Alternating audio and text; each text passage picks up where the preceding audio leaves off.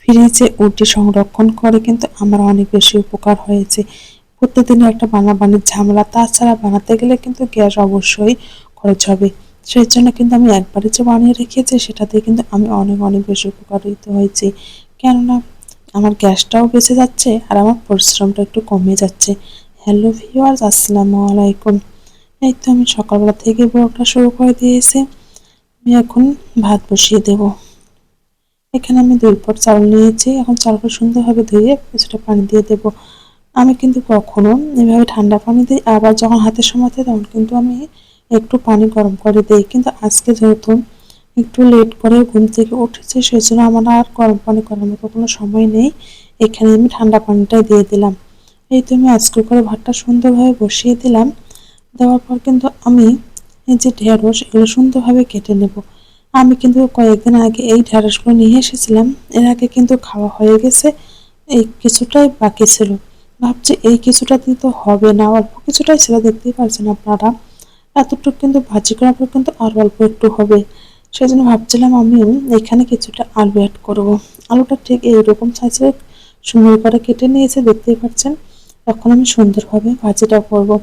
ওইদিকে কিন্তু আমার ভাতের বলক উঠেছে।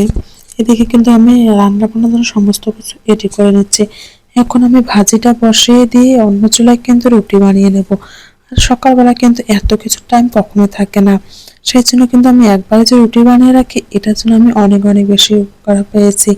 কেননা সকালবেলা কিন্তু রান্না বান্না রুটি বানানো ঝামেলা কিন্তু অনেক অনেক বেশি। সেই জন্য কিন্তু আমরা চাইলেও আর বানিয়ে খেতে পারি না। আর এইভাবে যদি আমি রুটি বানিয়ে ফ্রিজে রাখি তাহলে কিন্তু অনেক বেশি আমার সুবিধা হয়। আমি সুন্দরভাবে একটু বের করে সুন্দরভাবে ভেজে খেতে পারি।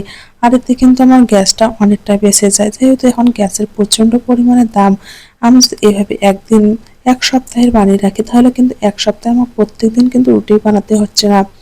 অনেকটা কিন্তু গ্যাস বেঁচে যাবে।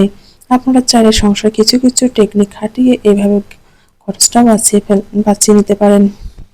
আর এদিকে কিন্তু আমি ভাজিটা বসিয়ে দিয়েছি। কিছুটা মরিচ, পেঁয়াজ এবং রসুন সুন্দরভাবে তেলে ভেজে আলু এবং ঢেঁড়সটা অ্যাড করেছি। আজকে কিন্তু আমি আলু আর ঢেঁড়সে কোনো রকমের পানি অ্যাড করিনি।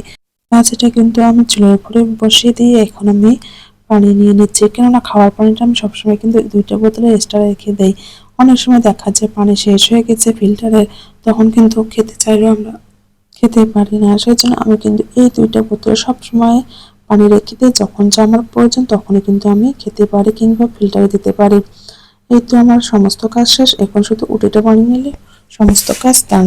এখন দেখুন আমি উটিটা কত সুন্দরভাবে ফুলকো ফুলকো হয়ে ভেজে নিচ্ছি। অনেকে ভাবে ফ্রিজে উটি রাখলে হয়তো বা ফুলবে না, খেতে ভালো লাগবে না।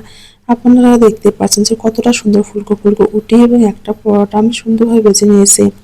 যেহেতু মোরসালাইন রুটি খাবে না ওর জন্য একটা পরোটা এবং আমাদের জন্য 2টা রুটি আমি সুন্দরভাবে ভেজে নিলাম। এই তো আমার রুটি ভাজা ডান। এখন আমি ভাজিগুলো সুন্দরভাবে নিচ্ছি। আর ভাজিটাও কিন্তু খেতে অনেক বেশি সুন্দর ছিল। এখন আমরা রুটি এবং পরোটা দিয়ে সকালের নাস্তাটা করব। এদিকে কিন্তু আমার ভাত হয়ে গেছে, শুধু দুপুরের জন্য তরকারিটা রান্না করলে আমার সমস্ত কাজ শেষ। আমার মনে হয় রান্না বান্নাটা কমপ্লিট হলে বাসার জন্য সমস্ত কাজ শেষ হয়ে যায়। আর যখন রান্না বান্নাটা একদমই করতে ইচ্ছে করে না, ফেলে রেখে দেয়, তখন কিন্তু মনে হচ্ছে সমস্ত কাজ একসঙ্গে জমে আছে। সেজন্য আমি সকালবেলা কিন্তু রান্না করার চেষ্টা